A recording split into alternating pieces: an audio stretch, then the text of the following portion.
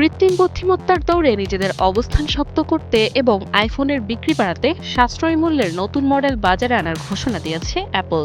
আগামী 11 মার্চ থেকে $599 সাদা, কালো, হালকা গোলাপি এই 3 রঙের আইফোন 17e বাজারে পাওয়া যাবে।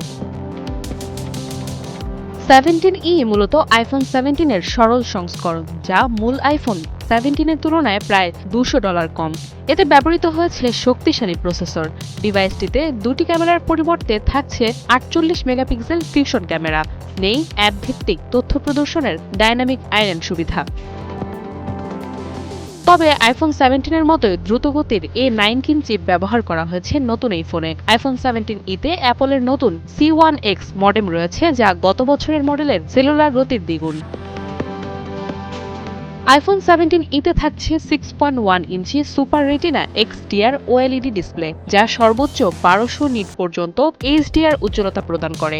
রয়েছে হালকা অ্যারোস্পেস গ্রেড অ্যালুমিনিয়াম ডিজাইন, যা IP68 রেটিং সহ স্প্ল্যাশ, পানি ও ধুলো প্রতিরোধী। USB-C পোর্ট ব্যবহারে থাকছে দ্রুত তারযুক্ত চার্জিং সুবিধা, যা প্রায় 30 মিনিটে 50% পর্যন্ত চার্জ করতে সক্ষম। এছাড়া ম্যাগসেফ ও QE2 ব্যবহার করে 15 ওয়াট পর্যন্ত দ্রুত ওয়্যারলেস চার্জিং সুবিধাও মিলবে এই ফোনে। অ্যাপলের ইভেন্টে ফোনটি উন্মোচনের পর আজ থেকেই মিলবে প্রি অর্ডারের সুযোগ। নাদিয়া ইসলাম তুলি, 71।